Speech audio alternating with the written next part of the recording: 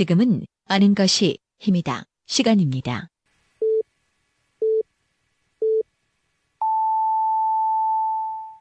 Welcome to the best podcast. Knowledge is power. 2019년 4월 8일 월요일 방송분입니다. 5시 엔 대세남 월요일 순서 함께 하십니다. 키워드로 보는 뉴스 브리핑 진행합니다. 팟캐스트 하는 것입니다. 정진호 PD와 함께합니다. 어서 오세요, 정 PD. 네, 안녕하십니까. 정진호입니다. 예, 오늘은 키워드가 하나네요. 네, 오늘 내용이 좀 길어가지고 하나를 준비했고요. 아마 많은 분들이 좀 관심을 갖고 들으시면 좋을 것 같다는 생각이 듭니다. 어떤 키워드입니까? 거품 경고입니다. 예, 어떤 거품인지요? 네, 최근 고분양가임에도 불구하고 2만여 명이 몰려서 화제가 되고 있는 곳이 있죠. 예. 바로 대전 도안 신도시 아이파크시티 아파트인데요. 이곳의 분양가는 3.3제곱미터당 1,500만 원을 육박했다고 합니다. 이는 서울 구로구에 있는 새로 분양된 아파트들보다도 높은 가격대라고 하니까 정말 고분양가는 맞는 것 같습니다. 예. 그런데 이게 이제 거품이다. 아니다. 상대적으로 대전의 아파트들이 저평가되었기 때문에 이를 기점으로 해서 부동산 시장이 좋아질 것이다. 뭐 이런 의견이 팽배한 것 같습니다. 예. 그래서 오늘은 대전의 도안 신도시를 비롯해서 대전의 주택시장에 대해서 좀 살펴보도록 하겠습니다. 예. 문재인 정부의 9.13 대책 이후에 전국의 투기 수요가 많이 줄고 서울을 중심으로 해서 집값이 많이 안정화되고 있다. 이것이 이제 전반적인 부동산 현재 시장에 대한 평가인 것 같은데요. 네네. 대전은 그렇지 않다 이런 얘기인가요? 네, 그렇습니다. 사실 저도 이제 이 도안 아이파크시티 아파트가 처음 분양 개시했을 때 이 뉴스를 한번 좀 다루고 싶었지만은 좀 더 제가 이제 공부가 필요할 것 같아서 일단 뒤로 좀 미뤄두었는데 오늘 좀 그동안 살펴봤던 내용을 말씀드리도록 하겠습니다. 예. 우선 아나운서께서는 도안 신도시 아파트가 대전의 다른 지역 아파트들에 비해서 좀 높은 가격대라는 것에 대해서 어떻게 생각하시는지요? 이게 이제 자연스러운 현상 같아 보이시나요? 아니면 좀 문제가 있다고 생각하시나요? 예. 글쎄 제가 정확한 그에 따른 정보를 갖고 있지 않기 때문에 속단해서 평가할 수는 없겠습니다만 이제까지 대전에서 분양된 아파트 중에서는 가장 높은 곳으로 알고 있습니다. 네네, 그렇습니다. 예. 그 다른 지역보다도 특히 더 높은데요. 보통 많은 분들께서 생각하실 때는 이런 생각하실 것 같습니다. 보통 이제 인근 아파트들 가격도 많이 올랐는데 여기는 이제 신도시고 또 이제 새로 지은 아파트들이니까 앞으로 더 오를 것이다라는 일종의 기대 심리라고 할까요? 예. 이런 것들이 좀 크게 작용한 결과라고 생각이 됩니다. 그런데 이렇게 막연한 기대 심리가 과연 정확한 분석 결과라고 할 수는 있을까요? 아마 그렇지는 않을 것 같은데요. 막연한 기대를 가지고 평생을 벌어서 모은 돈 아니면은 평생을 벌어서 갚아야 될 그런 대출을 가지고 이런 투자라는 거는 정말 위험천만한 일인 것 같습니다. 예. 그 한국감정원 조사에 따르면은 대전 서구와 유성구의 주택 매매 가격 지수는 정부의 9.13 대책 직후인 작년부터 급등하기 시작했다고 합니다. 이는 다시 말해서 9.13 대책 이후 투기 수요 규제가 없는 대전으로 이제 투기 수요가 몰렸다 이렇게 이야기를 볼 수 있겠죠.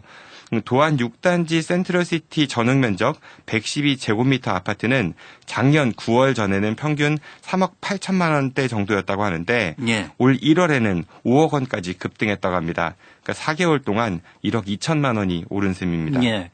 어쨌든 지난 9월 달에 부동산 대책 이후에 지역의 집값이 크게 오른 것은 사실이죠. 네, 그렇습니다. 그래도 굉장히 많이 올랐죠. 예. 그리고 인근 다른 아파트들도 좀 비슷하다고 합니다. 이게 전세가를 보면요. 근데 이 아파트의 전세가가 현재 2억 7천만 원 정도에서 8천만 원 수준 정도를 유지하고 있다고 합니다. 예. 그러니까 이제 집값은 올랐는데 전세값은 오르지 않고 그대로 유지하고 있다는 이야기입니다. 예. 이런 현상은 투기적 수요가 유입됐을 때 나타나는 현상이다. 전문가들은 이렇게 보는 것 같더군요. 네, 전형적으로 그렇게 볼 수 있을 것 같은데요. 대전 둔산동 아파트들도 투기 수요의 유입으로 이제 인해 가지고 매매가에 거품이 많이 끼었다 이렇게 보는 시각이 많은데요. 그러니까 실제 호가 그러니까 이제 부르는 집값만 높다는 이야기입니다. 둔산동 아파트 단지 중 비교적 가격이 높은 크로바 아파트나 목련 아파트의 전세가율이 대략 현재는 63%대라고 합니다. 예. 보통 적정 전세가율을 70%대로 보는데 이보다 낮으면은 실제 이루어지는 매매 거래를 찾아보기 어렵다고 합니다. 그런데 도안 신도시 아파트들의 전세가율은 50%대에서 60%대 초반이니까 거래가 거의 실종됐다고 봐도 무방할 것 같습니다. 예. 이 고분양가에 대한 지역의 언론들은 어떻게 지금 보도가 되고 있나요? 고분양가에 대한 지적은 많이 하고 있지만 예. 그 실제 위험성에 대해서는 그렇게 많이 이야기를 안 하고 있는 것 같아서 이게 왠지 기대감을 갖게 만드는 그런 영향을 좀 끼치지 않나 싶습니다. 근데 이건 정말 위험한 신호입니다. 이게 얼마나 심각하냐면은 2014년에 준공된 도안 신도시 호반 베르디움 전용 면적 84제곱미터 아파트의 전세가가 현재 3억 5천만 원 정도라고 합니다. 반면 이보다 7년 먼저 지어진 대전 중구 센트럴파크 2단지의 같은 면적 아파트는 전세가가 3억 3천만 원 정도라고 합니다. 즉 7년이나 더 새 집인 도안 신도시 아파트의 전세가가 7년이 더 오래된 대전 중구 아파트 전세 가격과 비슷하다는 겁니다. 이게 왜 그럴까요? 그 이유가 바로 이제 투기 수요로 인해 전세 매물이 너무 많이 나왔기 때문이라고 볼 수 있을 것 같습니다. 현재 도안 신도시에만 그 600개 이상의 매물이 쏟아져 나와 있지만은 거래는 거의 없다고 합니다. 예. 어쨌든 이런 현상들이 좀 걱정스러운 현상들이 나타나고 있다. 네, 그렇습니다. 이런 얘기죠. 그뿐만 아니라 그 도안 신도시 인근엔 그 서남북권 2.3 그 택지 개발 예정 지구도 있고 또 하카 지구도 있습니다. 예. 이곳에도 주택 공급이 시작된다면은 실소유가 좀 분산될 건데요. 현재의 매물도 소화를 제대로 못하고 있는데 신규 주택이 대량으로 공급된다면은 이거는 문제 수준을 넘어서 그 대전 지역 경제에 재앙이 될 수도 있을 것 같습니다. 게다가 도안 신도시 자체에 대한 전망도 그리 밝은 편이 아니라는 그 지적도 있습니다. 입지가 너무 대전 서쪽에 쏠려 있고 갑천으로 이제 가로막혀 있어가지고 대전 중심과 단절되어 있다는 점. 이렇다면 그 학군이나 그 편의시설들의 독립 인프라가 좀 잘 갖춰져야 도시가 발전할 수 있는데 실상을 들여다보면은 입주한 지 10년이 다 되어가는 도시임에도 불구하고 상가 공신률이 60%나 된다고 합니다. 입주는 거의 다 했는데 상가는 반도 못 채운 그런 상황이라는 말인 것입니다. 예. 여기에다가 이제 대전 도시철도 1호선 세종시까지 연결, 네, 그렇습니다. 이런 뉴스도 좀 나오고 있어서, 복합적으로 많은, 작용들이 좀 있지 않을까 싶군요. 네, 그 대전 도시철도 1호선이 세종시까지 연결되면은 세종시가 도안 신도시보다 훨씬 생활 인프라가 잘 갖춰져 있고 신축 아파트들도 훨씬 더 많고 전세 가격도 훨씬 저렴합니다. 그러니까 도안 신도시의 경쟁력이 그렇게 매력적으로 보이지만은 않는다는 거죠. 그런 합리적인 분들이라면 아마 그 도안 신도시보다는 세종을 좀 더 선호하지 않을까 그런 생각이 듭니다. 설상가상으로 올 6월에는 관저동에 954세대 그리고 8월에는 복수동에 1102세대의 아파트가 신규 공급될 예정이라고 합니다. 즉 인근에 2000여 세대의 새집이 또 새롭게 공급될 예정이라고 하는 거죠. 예. 제가 말씀이 좀 길었는데요. 결론을 말씀드리면은 지금 도안 신도시에 불고 있는 아파트 매매가 급등은 명백히 투기 소유가 몰려있는 거품이 상당히 많이 낀 상태라고 볼 수 있습니다. 게다가 입지 여건으로 봤을 때도 그리 낙관적인 전망을 내놓을 수는 없을 것 같고요. 주변에 신규 주택들이 대량으로 쏟아지고 또 세종시 지하철과 연결된다면은 도안 신도시의 실소유는 좀 썰물처럼 빠질 게 자명해 보이니까요. 현재 대전의 주택 시장은 공급은 넘쳐나는데 수요는 급감하고 있습니다. 그럼 시장 논리로 봤을 때 상황이 어떻게 될까요? 상황이 이럴진데 대전시나 대전 서구청, 유성구청이 좀 너무 방관하고 있는 게 아닌가 싶습니다. 물론 부동산 정책은 중앙정부에서 하는 것이지만은 신규 사업을 승인해 주는 곳이 지자체이기 때문에 예. 이제는 도시계획과 주택 공급에 있어서 정말 좀 심각하게 고민을 해봐야 될 때인 것 같습니다. 과거 대전의 인구가 200만 명을 넘어설 거라고 예상하면서 세웠던 도시계획들에 대한 좀 전면 재검토가 필요한 시점이 아닌가 싶습니다. 예, 알겠습니다. 키워드를 보는 뉴스 브리핑 팟캐스트 하는 것입니다. 정진우 PD와 함께했습니다. 정 PD 수고했습니다. 고맙습니다. 2019년 4월 9일 화요일 방송분입니다. 5시에 대해서는 화요일 순서 함께 하십니다. 먼저 키워드로 보는 뉴스 브리핑 진행합니다. 팟캐스트 하는 것입니다. 정진우 PD와 함께합니다. 어서 오세요, 정 PD. 네, 안녕하십니까. 정진호입니다. 예. 첫 번째 키워드부터 살펴보죠. 네, 오늘 첫 번째 키워드는 보이지 않는 손이라고 정해봤습니다. 예. 어떤 얘기입니까? 애덤 스미스가 그 국부론에서 말하는 그 보이지 않는 손은 아니고요. 예. 그 대전시 보조금 지원시설 실태파악 특별위원회 구성을 추진했던 대전시의회에서 석연치 않은 이유로 특위 구성이 사실상 무산되었다고 합니다. 그 특위 구성에 동조했던 대전시 의원 대다수가 잇따라 이제 공동 발의한 거를 철회한 게 특위 구성 무산의 주된 이유라고 합니다. 예. 구체적으로 어떤 특위를 말하는 거죠? 네, 그 이 특위에서는 그 그 김소연 의원이 일단은 그 추진을 한 건데요. 예. 보조금 지원 시설의 부실한 운영으로 혈세가 낭비되는 그런 실태가 파악돼서 이에 대한 그 대책을 마련하겠다는 취지로 구성할 예정이었다고 하고요.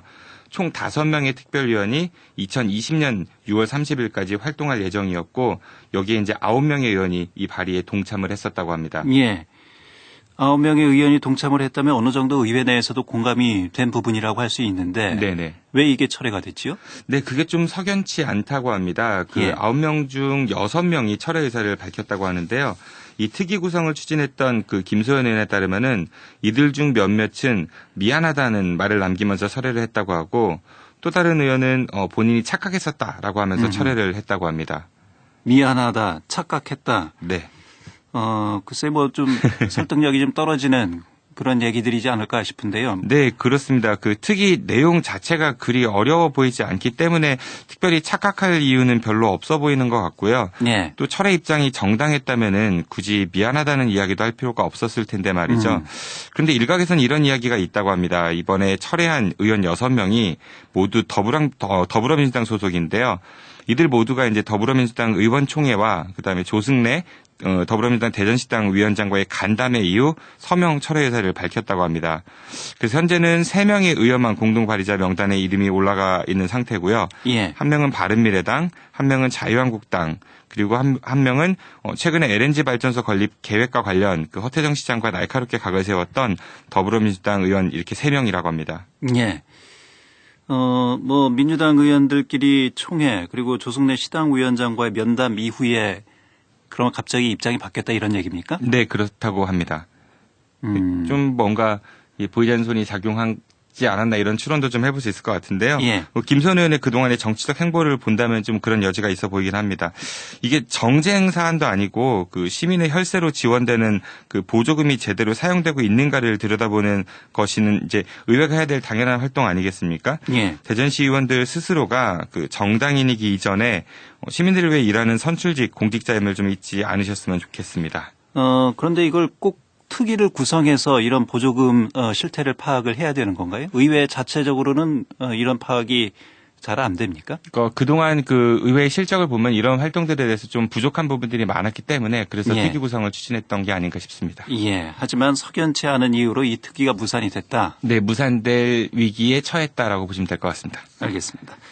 두 번째 키워드를 살펴보죠. 네, 두 번째 키워드는 17이라고 정해봤습니다. 17이요? 네, 숫자 17입니다. 이거 어떤 숫자입니까? 대전에는 총 7명의 국회의원이 있습니다. 이들의 선수를 다 더하면 17이라는 숫자가 나오는데요. 예. 이 중 대전 서갑을 지역구로 하는 박병석 의원이 5선, 그리고 유성을을 지역구로 하는 이상민 의원이 4선으로 다선 의원에 포함되어 있습니다.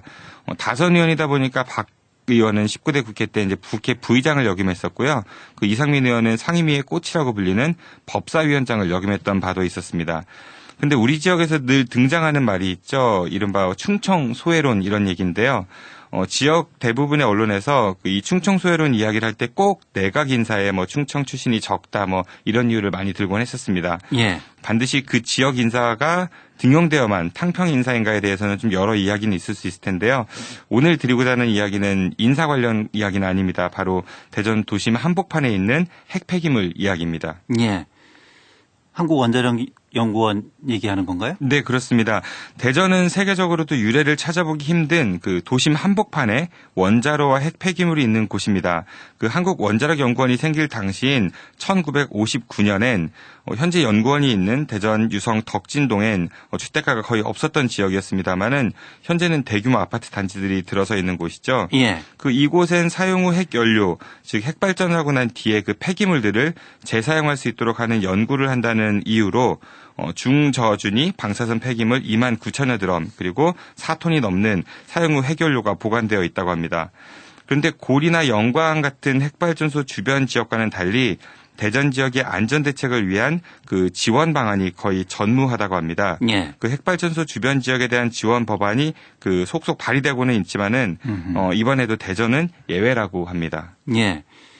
한국원자력연구원이 있음에도 불구하고 이런 지원 법안에서 대전은 제외돼 있다. 네네. 예. 어떤 이유에서 제외가 된 것으로 분석이 되고 있는지요? 일단은 여기는 연구소고 저쪽은 이제 발전소니까 이런 차이들이 있다는 게 주된 이유인 것 같고요. 예. 그래서 2년 전에 이 같은 이제 대전에 있는 방사성 폐기물에 대해서 지방세를 물려서 그 지원을 해야 된다 이런 법안이 국회에 발의된 적이 있었습니다. 하지만 산업자원통상부의 반대로 2년째 이제 협상만 이어나가고 있고 법안은 그 제자리에 머무른 상태라고 볼 수 있습니다. 아까 말씀드린 대로 핵발전소가 있는 고리나 영광 등지에서는 핵 발전량 1kW당 1원의 지방세를 걷고 있다고 합니다. 예. 게다가 최근 탈원전 그 여론이 확산되자 이곳에 대한 지원이 더 강화되는 추세라고 하는데요. 똑같이 핵을 다루고 또 똑같이 핵 폐기물을 가지고는 있지만 발전소가 있는 곳에는 지원을 하고 그리고 전국에서 두 번째로 많은 핵 폐기물을 보유한 대전은 발전소가 아닌 연구소란 이유로 어떤 지원도 받고 있지 못하다는 이야기입니다. 예. 원자력연구원에서 몇 번의 안전사고가 있지 않았습니까? 네, 그렇기 그랬었죠. 때문에 시민들이 상당히 불안해하고 있는 것도 현실인데요. 이런 지원책에서 빠져 있다라는 것도 보면은 이제 정치적으로 좀 어떤 역할을 해야 될 국회의원들이 제대로 이런 부분에 대해서 제대로 일을 하지 못하고 있는 것이 아니냐 이런 비판의 목소리가 있을 수는 있겠습니다. 네, 그렇습니다. 그동안 시대가 많이 바뀌지 않았습니까? 예. 앞서 말씀드린 바와 같이 주변에 대규모 아파트들도 많고 이게 시민의 안전을 직접적으로 위협할 수 있는 이 연구원이 이전을 해야 되거나 아니면은 최대한의 안전대책이나 지원책을 마련하기 위해서 대전시나 자치구 그리고 정치권들이 적극적으로 나서야 될 것 같은데요. 하지만 문제가 좀 불거지면 언론에 나와서 위험하다, 노력하겠다, 이런 인터뷰들만 하고 시민들이 체감할 수 있는 조치들은 실질적으로 잘 보이지 않는 것 같습니다. 현재 대전의 국회의원들의 합의 17선이니까 그 힘을 좀 모아서 이 한국원자력연구원과 핵 폐기물 관련 문제에 대해 좀 하루빨리 가시적인 그 대책과 해결 방안을 좀 마련했으면 좋겠습니다. 예, 알겠습니다. 여기까지 듣겠습니다. 고맙습니다. 고맙습니다. 예, 키워드로 보는 뉴스 브리핑 팟캐스트 하는 것입니다. 정진호 PD였습니다. 2019년 4월 10일 수요일 방송분입니다. 5시 NDS남 수요일 순서 함께 하십니다. 키워드로 보는 뉴스 브리핑 진행합니다. 팟캐스트 하는 것입니다. 정진호 PD와 함께합니다. 어서 오세요, 정 PD. 네, 안녕하십니까. 정진호입니다. 예, 첫 번째 키워드부터 살펴보죠. 네, 오늘 첫 번째 키워드는 반란만이 능사로 정해봤습니다. 예, 물음표가 있습니다. 네, 그렇습니다. 예. 우리나라도 고령화 사회로 접어들면서 최근 이제 고령 운전자들의 교통사고 유발이 사회적으로 큰 이슈가 되고 있는데요. 예. 그래서 일부 국가에서처럼 그 고령 운전자들의 운전면허 자진 반납 이야기가 현재 많이 나오고 있습니다. 아무래도 연세가 많으시다 보니까 시력도 안 좋아지시고 또 반응 속도도 떨어지고 이러니까 운전하는데 많은 어려움을 겪으실 수 있기 때문에 예. 사고 위험이 더 높아지는 게 아니냐 이런 지적이 현재 많이 나오고 있습니다. 예. 그래서 정부나 지자체에서 특히 서울시가 선도적으로 지금 이런 정책들을 시행하고 있는 것 같아요. 고령 운전자들의 운전면허를 자진 반납을 유도하고 있잖아요. 네, 그렇습니다. 우리 지역도 마찬가지인데요. 65세 이상 고령 운전자 교통사고는 충남에서만 최근 3년 사이 22.5%가 증가했고 사고로 숨지거나 다친 사람도 20% 이상 증가해서 한 해 2,000명이 넘어섰다고 합니다. 그래서 충남 아산시는 처음으로 면허를 반납하는 70세 이상 노인들에게 상품권을 주는 그런 조례를 만드는 등 이런 지원책을 내놓고 있다고 합니다. 예. 또한 충남 천안시는 이달부터 운전면허를 자진 반납하는 어르신들을 대상으로 10만 원짜리 교통카드를 주기로 했다고 하는데요. 뿐만 아니라 그 면허만 있고 운전을 안 하는 이른바 장롱면허 소지자가 아니라 실제 운전하고 있는 분들의 참여를 좀 유도하기 위해서 보험 가입 증서 등 최근까지 운전했다는 사실이 확인되는 분들께는 최대 30만 원까지 지급을 할 예정이라고 합니다. 예. 각 자치단체들이 지금 적극적으로 나서고 있는 그런 상황인 것 같습니다. 네네. 예. 근데 면허증 없이 운전하는 분들도 상당수 계시잖아요. 네, 그렇습니다. 저도 그 점이 좀 염려스럽긴 했는데요. 예. 이제 실제 음주운전 등으로 면허가 정지 내지는 취소된 분들 중 일부는 특별한 경우가 아니고서는 면허증 검사를 평상시에 이제 안 하니까요, 도로 위에서 남몰래 운전하는 경우도 좀 있는 것 같고요.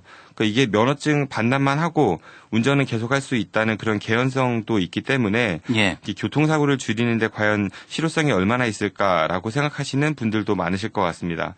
그런데 효과는 있다고 합니다. 예. 이 제도를 처음 도입한 부산에서는 지난해 어르신 5,000분 정도가 면허를 반납했다고 하는데 이 기간 동안의 교통사고 사망자 수가 41%나 줄어들었다고 합니다. 예.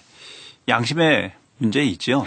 그렇습니다. 예. 그리고 또 신뢰에 대한 문제이기도 하고요. 네, 그렇습니다. 예. 상호 신뢰가 있으면 이런 정책들이 효과를 발휘할 수밖에 없지 않을까 그런 기대를 해야 되겠고요. 네네. 41% 감소라면 효과가 상당히 있는 것으로 지금 봐야 될 것 같습니다. 네, 그렇게 볼 수 있을 것 같습니다. 근데 하지만 고령화 사회는 점점 심화되어 가고 있고 또 이에 따라 고령 운전자 수도 좀 늘어나지 않겠습니까? 예. 그러니까 통계를 보면은 고령 운전자 사고와 그 사망자 수의 증가는 어찌 보면은 고령 운전자 수가 증가했기 때문에 사고가 늘어난 것이지 이게 예전에 그 고령 운전자들에 비해서 요즘 고령 운전자들이 운전을 더 못하거나 뭐 과격해서 이런 건 아닌 것 같습니다. 예. 그만큼 인구가 증가했으니까요. 따라서 이런 불안정한 운전면허 반납 대신에 어르신들뿐만 아니라 이제 모든 사람들이 좀 더 편하게 이용할 수 있는 그런 대중교통 체계가 좀 잘 구축되어야 되지 않나 그런 생각이 들었습니다. 예, 어르신들이 안전하게 목적지까지 잘 가실 수 있는 이런 대중교통 환경 조성이 필요하다. 네, 그러면은 굳이 면허 반납을 하지 않아도 네, 예. 차를 좀 놓고 다니시지 않을까 그런 생각이 듭니다. 알겠습니다. 두 번째 키워드 살펴보죠. 네, 두 번째 키워드는 누구를 위한 금메달로 정해봤습니다. 예, 어떤 얘기입니까? 오주환, 서한나, 빅토르 안, 아키야마 요시히로 이들의 공통점 혹시 뭔지 아십니까? 글쎄요, 언뜻 들어서는 잘 모르겠는데요. 바로 국적을 바꾼 스포츠 선수들입니다. 예. 그 지난해 케냐 출신의 마라토너 에루페 선수가 오주환이라는 이름을 가지고 대한민국 국적을 취득했던 일이 있었습니다. 그 이 오주환이라는 이름은 그 오직 한국을 위해 달린다라는 뜻을 담고 있다고 하는데요. 예. 국내 마라톤 최고 기록인 2시간 5분 13초 기록 보유자 이 오주환 선수가 우리 지역 청양군청 육상팀에 공식 입단했다고 합니다. 예. 케냐가 워낙 이 마라톤에 대해서 마라톤의 강국이기 때문에 장건 육상 강국이죠. 그렇죠. 예. 이 오주환 선수의 귀환으로 인해서 우리나라 육상의 마라톤의 경쟁력이 높아졌다. 이렇게 기대하는 목소리도 많이 있는 것 같습니다. 네, 뭐 그렇게 보입니다만은 그 또 이런 생각이 듭니다. 한편으로는 우리가 이제 스포츠에 대한 생각이 좀 많이 변했구나 이런 생각도 듭니다. 예. 그 이봉주 선수나 황영주 선수 이후에 좀 우리 마라톤이 좀 그 국제대회 성적이 좋지 않지 않았습니까? 그런데 국제대회 성적은 안 좋았었어도 이미 생활체육 안에서는 마라톤 저변이 상당히 좀 넓어졌고 예. 또 잘 유지되고 있는 것 같습니다. 그래서 이거 스포츠를 단순히 성과 위주 그러니까 이제 금메달 따는 거를 중요하게 여기는 그런 풍토에서 이제 생활체육의 중요성을 강조한 쪽으로 우리도 좀 변모하고 있는 게 아닌가 그런 생각이 듭니다. 예. 과거 국위 선양의 목적으로 이렇게 엘리트 스포츠를 집중적으로 육성했잖아요. 네, 그렇습니다. 그래서 국제대회에서 금메달을 따면 금이 환영하는 것처럼 크게 사회적으로 환대도 했고요. 네, 그렇습니다. 그런데 그런 폐해들이 요즘 계속해서 나타나고 있습니다. 예, 여러 군데에서 우리가 확인할 수 있죠. 예, 성적 지상주의 스포츠 이런 부분에 대한 문제도 분명히 다시 한번 우리 사회가 짚어봐야 할 문제이지 않을까 싶습니다. 네, 그렇습니다. 근데 이제 보다 많은 기회를 얻기 위해서 국적을 바꾸는 거는 개인의 선택이니까 뭐 이거를 국수주의적 관점에서 바라볼 일은 아니라고 생각합니다. 네. 하지만 이게 단순히 이제 개인의 성적과 부귀영화를 위해서 국적이 너무 좀 쉽게 왔다 갔다 하는 건 아닌가. 그리고 이제 그러한 측면이 있는 걸 알면서도 당장의 성과를 위해서 이런 기화 정책이 남용되고 있는 거는 좀 분명 문제가 있어 보입니다. 물론 좋은 사례들도 아주 많습니다. 그 구소련 출신에서 대한민국으로 귀한 사리체프, 이제 한국 이름은 신혜손인데요. 예. 이 신혜손 선수가 이제 축구 골키퍼로 K리그에서 많은 활약을 한 뒤에 현재는 김해시청 골키퍼 코치로 활약하고 있습니다. 뭐 러시아 대표팀에서 탈락한 뒤 이제 평창 올림픽 즈음에 우리나라의 권유로 귀화한 안나 프롤리나 한국 이름은 서한나 선수인데요. 예. 이 선수가 이제 올림픽 이후에도 여전히 국가대표로 활약하면서 아직 이제 세계 수준과 좀 실력이 먼 우리나라의 바이애슬론 선수들의 발전을 돕는 데 많은 역할을 하고 있다고 합니다. 반면에 그 여자 아이스하키 팀 귀화 선수 4명은 국내의 열악한 환경과 뭐 학업 등 뭐 이런 이유를 들어가지고 모두 미국이나 캐나다로 돌아갔다고 하고요. 또 러시아 출신의 또 다른 바이애슬론 선수인 예카테리나 에바 쿠모바는 현재 다른 국가대표 팀을 물색하는 중으로 알려져 있습니다. 예. 그리고 또 크로스컨트리 스키 그 김 마그너스 선수는 한국은 더 이상 발전 가능성이 없다 이러면서 한국 국적을 포기하고 노르웨이로 떠났다고 합니다. 예. 평창 올림픽 때 이렇게 귀화했던 많은 외국인 선수들이 이제 국적을 반납하고 원 국적을 회복하는 네, 떠난 선수들이 상당히 있습니다. 예, 그런 모습을 보면서 과연 무엇을 위한 국적 변경이었느냐 이런 부분에 대한 물음을 던질 수밖에 없는 그런 상황인 것 같습니다. 네, 이 국가대표라는 건 더군다나 국민의 혈세로 지원받는 자리이기 때문에 예. 좀 더 우리가 심각하게 생각해야 될 것 같은데요. 비록 이제 해당 종목의 스포츠 활성화를 위해서 우수한 외국 출신의 기화 선수를 영입한다 뭐 이런 명분이 있긴 하지만은 막상 결과를 보면은 그 종목의 활성화라든지 아니면 생활체육으로 이어지기보다는 그저 이제 잠깐의 성적에 빠져서 그 공로 인정받고 포상받고 뭐 이렇게 끝나는 경우가 더 많았던 것 같아서 참으로 안타깝습니다. 그 예전에 KBS 개그 콘서트에서 유행했었던 말이 있었죠. 그 1등만 기억하는 더러운 세상 뭐 이런 얘기가 있었는데요. 부디 스포츠가 더 이상 금메달 중심의 정책에서 벗어나서 국민 모두가 일상에서 즐길 수 있는 그런 대상이 되었으면 좋겠습니다. 예, 뉴스 브리핑 팟캐스트 하는 것입니다. 정진우 PD와 함께했습니다. 정 PD 수고했습니다. 고맙습니다. 2019년 4월 11일 목요일 방송분입니다. 5시 현대에서는 목요일 순서 함께 하십니다. 키워드로 보는 뉴스 브리핑 팟캐스트 하는 것입니다. 정진우 PD와 함께 합니다. 어서 오세요, 정 PD. 네, 안녕하십니까. 정진호입니다. 예, 첫 번째 키워드부터 살펴보죠. 네, 오늘 첫 번째 키워드는 앵벌이라고 정해봤습니다. 예. 글쎄요. 무슨 내용일까요? 네, 그 대전 시티즌 신임 대표이사로 최용규 전 서울신문 광고사업국장이 선임됐다고 합니다. 대전 시티즌은 어제 대전 월드컵 경기장 회의실에서 이사회를 열고 제19대 대표이사로 최용규 씨를 선임했다 이렇게 밝혔는데요. 예. 대전 시티즌의 구단주인 허태정 대전시장은 최용규 신임 사장이 철저하게 조직 안정과 경영 수익을 개선하는 일에 집중할 것이라면서 언론사 사업국장으로서 활동하면서 광고 유치 등 이제 좋은 성과를 내 적임자로 판단했다 이렇게 말했다고 합니다. 예. 프로축구단의 대표이사를 언론인 출신이 맡았다. 이런 얘기인데요. 그전에도 과거에도 언론인 출신은 있었던 것으로 네, 제가 그렇습니다. 기억을 하고 있습니다. 네, 그렇습니다. 예. 언론인 출신이 아니라 과연 프로축구단 대표이사로서 자질과 능력이 있느냐 이런 부분에 대한 평가가 있어야 될 것 같습니다. 네, 그렇습니다. 이 대전 시티즌은 대전시가 최대 주주로 있는 시민구단이라서 자연스럽게 대전시장이 이제 당연직 구단주 역할을 하고 있는데요. 그런데 이게 역대 시장이 바뀔 때마다 그 정치권 낙하산 보온 인사 아니냐라는 논란이 그동안 좀 끊이지 않고 있었습니다. 예. 역대 사장들을 보면요. 군인 출신부터 언론인, 금융인, 정치인 출신 등 이 전문 경영인과는 다소 거리가 있어 보이는 그런 인물들이 많았습니다. 그리고 이들 중 상당수는 구단주인, 당시 대전시장과의 인연이 깊다고 알려져 있기도 합니다. 그래서 일각에서는 허태정 대전시장과의 그 같은 대학, 같은 학과 동문에게 특혜를 주는 학맥 인사 아니냐 뭐 이런 비판도 일고 있다고 합니다. 예. 허 시장과 같은 학교, 같은 과 출신이기 때문에 또 이런 부분에 대한 여러 추측성 또 의혹 이런 부분들이 지금 지역 내에서 나오고 있고요. 네, 그렇습니다. 이에 대해서 허 시장은 개인적 친분을 떠나서 추천을 받은 사람 가운데 위기에 놓인 시티즌을 잘 이끌어갈 수 있는 적임자이기 때문에 최용규 신임 사장을 선임한 것이다 이렇게 밝혔다고 합니다. 하지만 누구에게 어떤 과정을 거쳐가지고 몇 명을 어떻게 추천받았는지 뭐 이런 공모 및 검증 절차 없이 밀실 안에서 결정한 거 아니냐 뭐 이런 비판도 여기저기서 많이 쏟아져 나오고 있다고 합니다. 예. 투명한 과정 없이 선임이 됐다. 이런 부분에 대한 비판의 목소리가 있다라는 얘기군요. 네, 그렇습니다. 그리고 문제는 또 있습니다. 예. 바로 이제 이 광고라는 업무를 바라보는 시각인데요. 언론사에서 광고 유치를 잘했기 때문에 사장을 선임했다는 건 이 대전시티는 경영할 때도 이제 과거 경력을 잘 살려서 광고 유치 많이 해오라는 그런 뜻 아니겠습니까? 예. 그런데 광고는 그걸 할 만한 컨텐츠가 있어야 따오는 것이지 과거 친분이나 인맥 등을 이용해서 광고주들의 마음을 살 수 있는 건 아니라고 생각합니다. 예. 뭐 광고주들이 무슨 호구도 아닐 테고요. 이 광고, 홍보, 마케팅 다 좋은 말이긴 한데 이게 잘 이루어지려면은 좀 그에 걸맞는 대전 시티즌만의 컨텐츠를 만들어야 하지 않을까 싶습니다. 예. 역대 대전 시티즌 사장들이 취임하면서 했던 말들이 있습니다. 뭐 위기의 대전 시티즌을 구하겠다. 중장기 플랜으로 인기 명문 구단으로 도약시키겠다. 하지만 임기를 제대로 채우면서 이를 실현해낸 사장은 찾아보기가 좀 어려운 것 같습니다.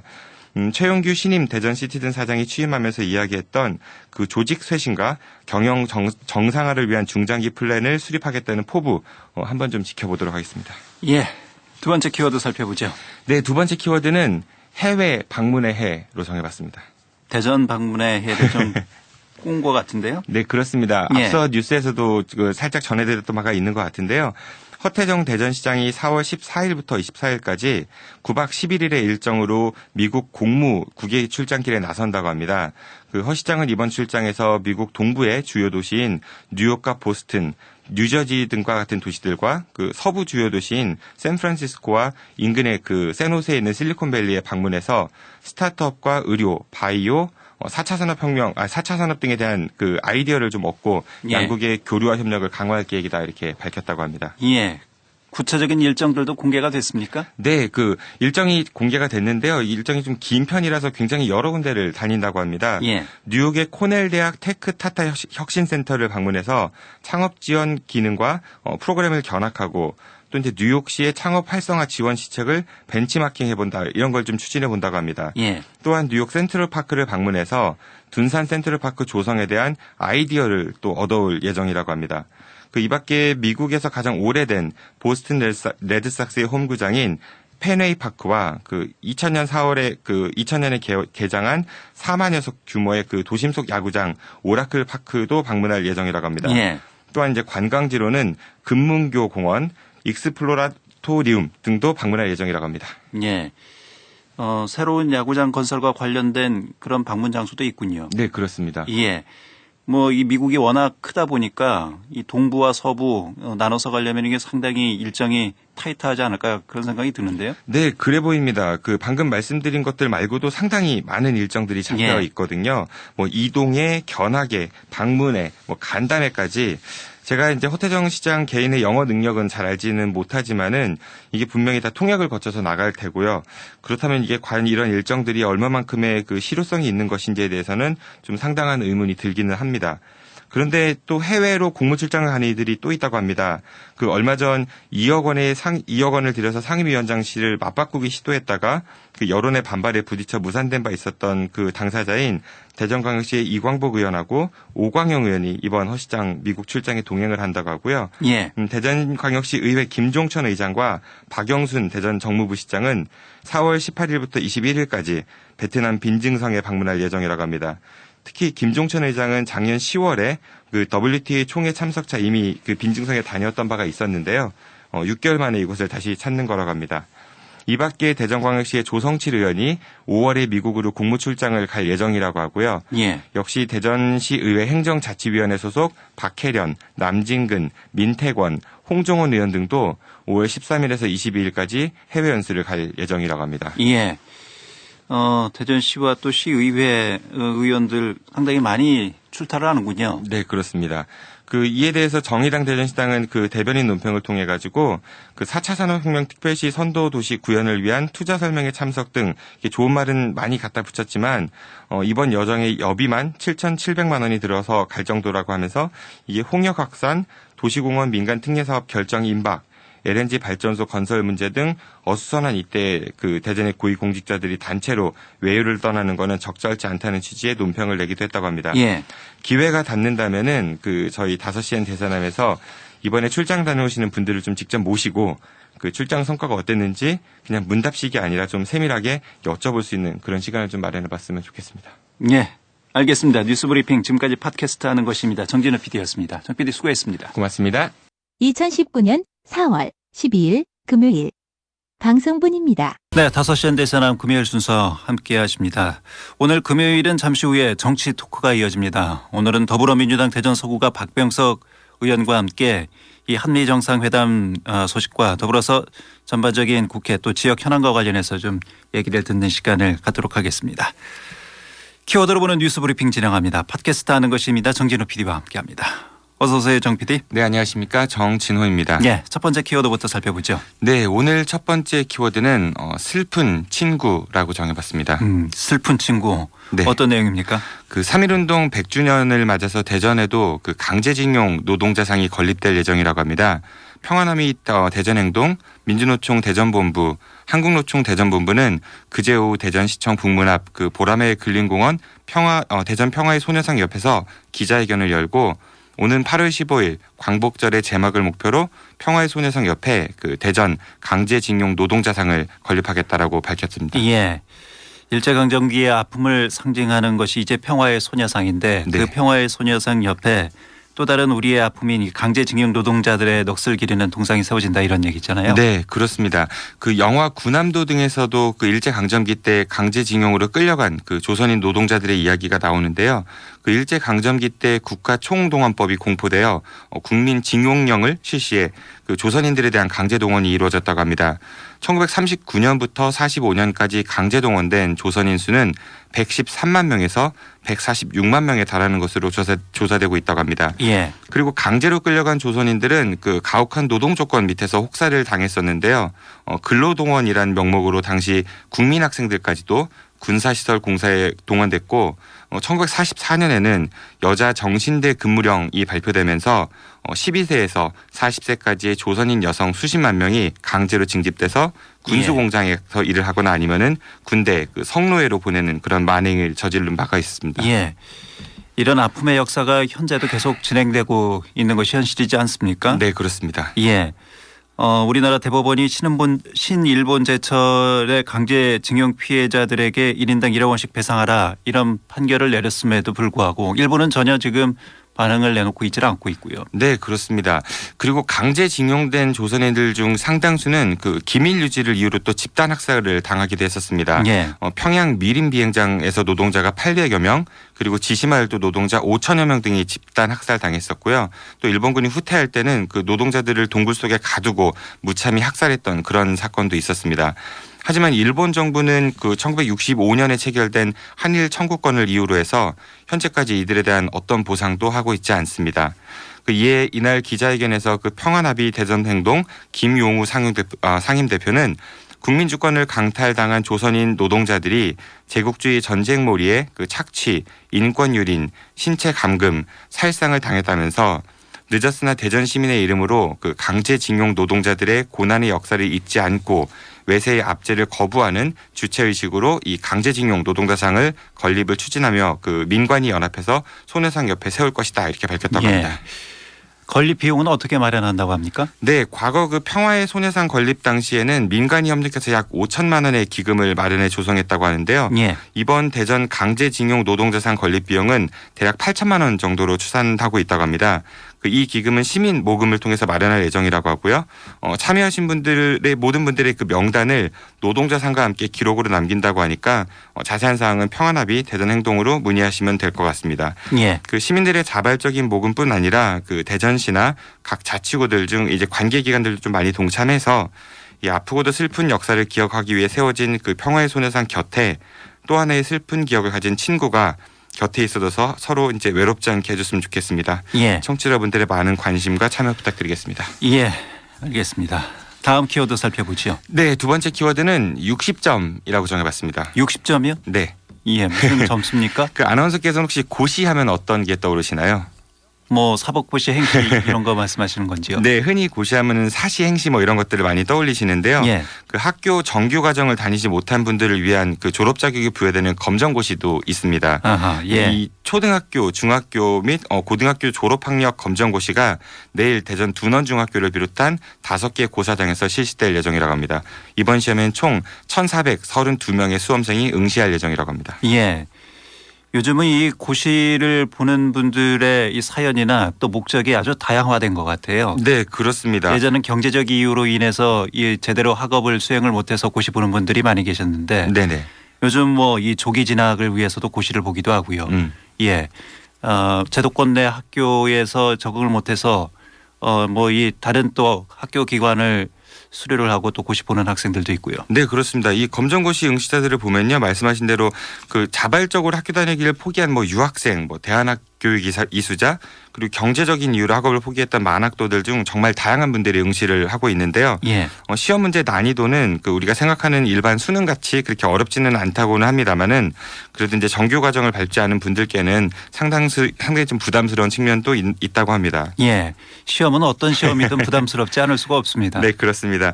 그런데 말씀드렸던 것처럼 이 검정고시에 응시하는 분들이 정말 다양하지 않습니까? 예. 근데 시험 제도가 좀 획일적으로 정해져 있어가지고 일부 제도 개선을 요구하는 목소리도 있다고 합니다.